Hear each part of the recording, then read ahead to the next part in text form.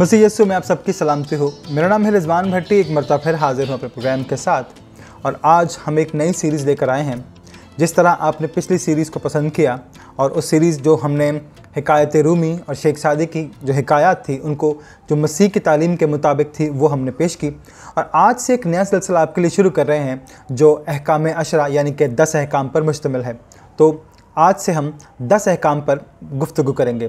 तो आइए शुरू करते हैं आज का प्रोग्राम। लेकिन प्रोग्राम शुरू करने से पहले कुछ बातें जो मेरे मसीह ने कहीं और जो मेरे खुदावंद का हुक्म है उसके ऊपर हम कुछ थोड़ा सा देखेंगे। लिखा है, ए उस्ताद, तौरेत में कौन सा हुक्म बड़ा है? उसने कहा कि खुदावंद अपने खुदा से अपने सारे दिल और अपनी सारी जान और अपनी सारी अक्ल से मोहब्बत रख। बड़ा और पहला हुक्म यही है। और फ़कीयों में से एक ने उनको बहस करते सुनकर जान लिया कि उसने उनको खूब जवाब दिया। वह पास आया और उससे पूछा कि इन हुक्मों में से अव्वल कौन सा है? यीशु ने जवाब दिया कि अव्वल ये है कि ए इस्राएल सुन, खुदावंद हमारा खुदा एक ही खुदावंद है, और तू खुदावंद अपने खुदा से अपने सारे दिल, अपनी सारी जान, अपनी सारी अक्ल और अपनी सारी ताकत से मोहब्बत रख। और कहा गया, मेरे आगे तू और माबूदों को ना मानना, अपने लिए कोई तराशी हुई मूरत ना बनाना, ना किसी चीज़ की सूरत बनाना जो आसमान में या ज़मीन पर या नीचे पानी में। तो आइए शुरू करते हैं आज का अपना प्रोग्राम। तो आज हम बात कर रहे हैं अहकाम अशरा की, यानी कि 10 अहकाम की। तो पहले 2 अहकाम पे आज हम बात करेंगे। तो पहला हुक्म ये है, एक खुदा को मानना, और दूसरा, तुम मेरे हजूर गैर माबूदों को नहीं मानना।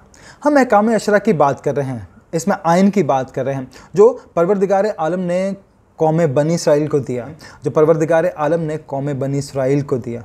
उस अहद व पैमाने वफा की बात कर रहे हैं जो परवरदिगार आलम ने अपने बंदों से बांधा।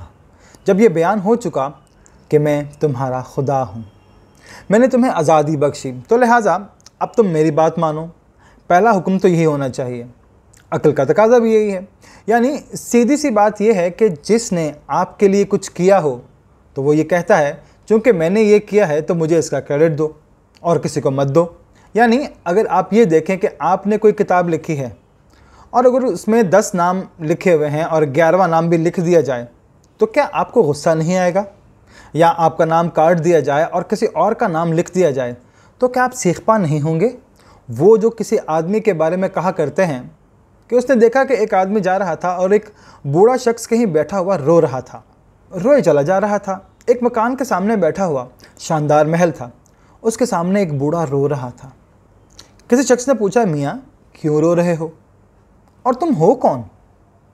उसने कहा, भाई मैं शैतान हूँ, सामने वाले घर को देख कर रो रहा हूँ। तो दूसरे शख्स ने कहा, जलते हो? तो वो कहने लगा कि नहीं, बात ये नहीं है, बात ये है कि ये बहुत दयानतदार शख्स था, मैंने इसे रिश्वत लेना सिखाया और आज ये इस मकाम पर पहुंच गया है और इसने एक बहुत बड़ा महल बना लिया है, तो इसलिए यहाँ बैठा रो रहा हूँ।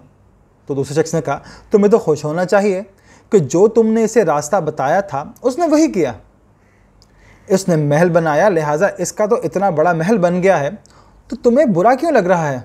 तो वो शख्स कहने लगा, रोता इस बात पर हूँ और रो इसलिए भी रहा हूँ कि ये सारे नाजायज़ धंधे इसको मैंने सिखाए, ये सारे उल्टे काम करने के तरीके सारे मैंने सिखाए, और इसके मकान के ऊपर ये जो इबारत लिखी हुई है ये किसी और की है। मेरा कसूर क्या है? मेहनत तो सारी मेरी थी, क्रेडिट तो मुझे मिलना चाहिए था, और इसने इबारत किसी और के लगा दी है।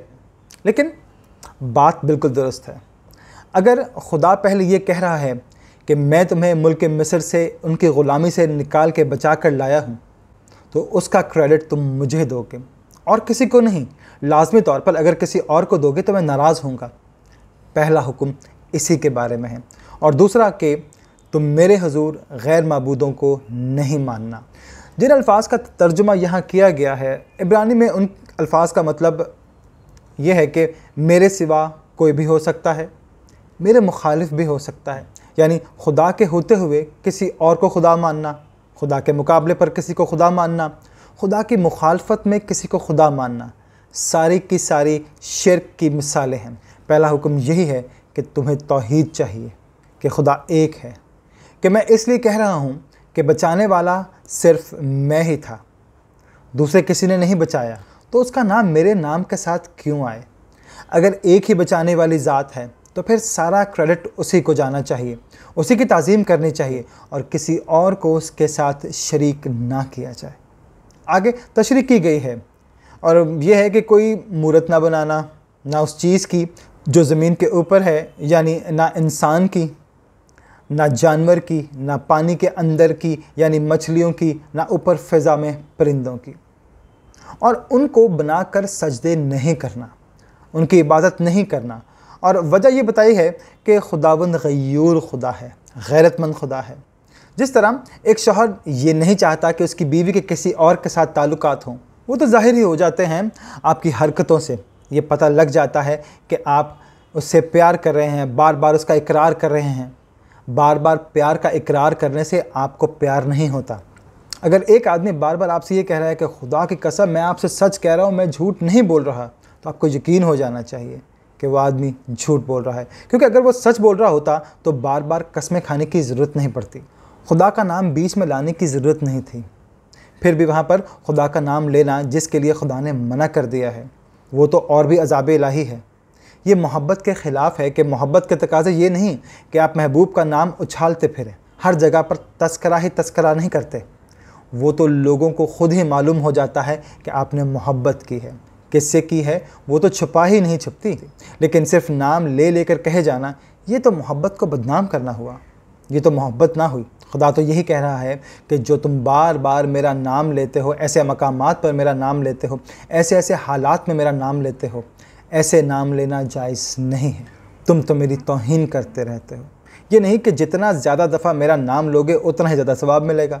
सवाल ये है कि वो नाम किस लिए ले रहे हैं आप? अपने महबूब के लिए, अच्छी नौकरी हासिल करने के लिए?